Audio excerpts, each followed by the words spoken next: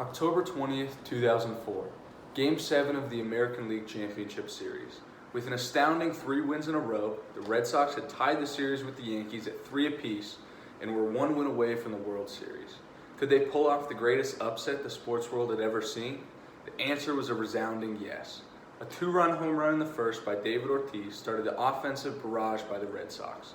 3 more home runs, 2 by Johnny Damon and 1 by Mark Bellhorn, sealed the 10-3 victory. Back in Boston, fans busted out of the bars, parading around the streets of the city in Fenway Park. A 3-0 comeback that had never been seen before by the baseball world had just occurred. Their dream had become reality, and for the first time in 18 years, the Red Sox had another chance to win the World Series and break the 86-year title drought that had haunted Boston and its fans for decades.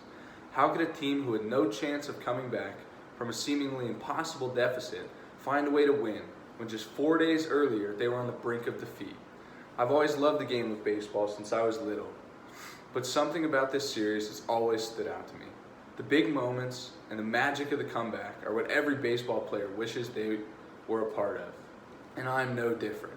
Now, let me tell you the story of the 2004 ALCS, the best playoff series we will ever see transpire on a diamond, and how late-game heroics by Dave Roberts and David Ortiz and a bloody sock won the Red Sox the American League pennant. In Game 4, facing elimination, Dave Roberts' stolen base and game-tying run in the ninth, and David Ortiz's walk-off homer would seal the win for the Sox. The first 8 innings were anything but ideal for the Red Sox. They had a brief lead in the 5th, but the Yankees scored the next inning, leading the game 4-3 going into the 8th. When Mariano Rivera jogged in from the bullpen, Red Sox fans around the country began to give up hope. You see, Mariano Rivera is one of the best closers of all time, and arguably the most dominant in the postseason. Being the only player that has been unanimously voted into the Hall of Fame, he was feared throughout the league. For the Sox, this was the last person they wanted to see on the mound. When they went down quietly in the 8th, they only had 3 outs to score the tying run and force extra innings. In the bottom of the 9th, Kevin Millar, their seasoned first baseman, drew a walk on 5 pitches. Dave Roberts, known for his speed, pinch ran for him. The Red Sox needed a runner in scoring position, and Roberts delivered, stealing the most important base of his career. The next batter, Bill Mueller, singled to center field, and the Red Sox had tied the game.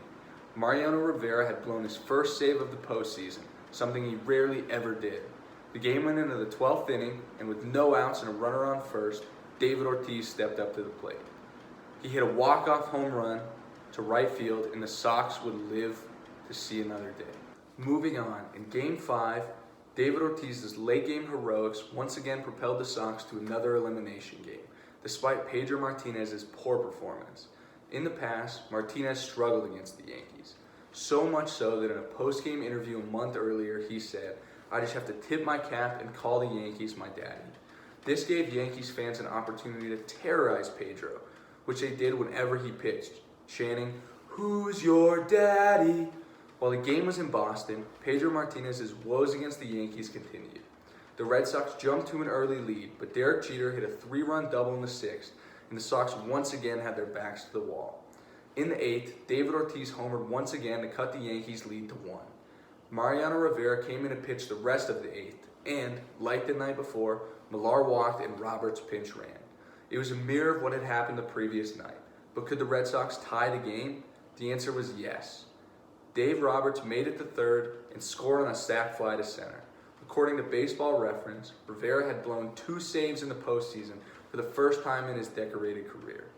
The game went into extras once again, though the next 4 innings were fairly uneventful, with each team unable to hit with runners in scoring position. With 2 outs in the bottom of the 14th and 2 runners on, David Ortiz made his way to the batter's box. He had the chance of being the hero 2 nights in a row, and he delivered, singling to center field and walking off the game. The city of Boston began to believe in the Sox once again. The Red Sox were coming back, but could they pull off the greatest upset ever?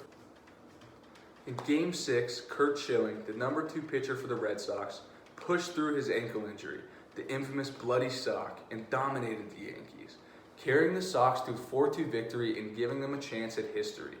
In Game 1, Schilling had gotten lit up against the Yanks, mostly due to the fact that he couldn't push off the mound because of the tendon in his right ankle. A couple hours before Game 6, the team doctor performed a makeshift surgery on the ankle, stitching more skin into the ankle to keep his tendon in place. His ankle was bleeding through his sock and continued to spread throughout the game. Schilling later said he couldn't feel half of his foot and ankle when pitching, and the other half he could feel was in incredible pain. If you watch the game, you can see that he could barely walk to and from the dugout, limping the entire way. However, he pitched a great game, allowing 1 run through 7 innings. With the Red Sox up 4-2 in the 8th, one of the most infamous plays of postseason history happened. Alex Rodriguez, the Yankees' third baseman, hit a slow ground ball to the pitcher. On his way to first base, Rodriguez slapped the ball out of Bronson Arroyo's glove. However, it went initially unnoticed by the umpire and a run scored. With the tying run on second base, the Red Sox manager, Terry Francona, ran out of the dugout, asking for an explanation. The umpires huddled together around the mound and eventually made the right call, calling A-Rod out for interference.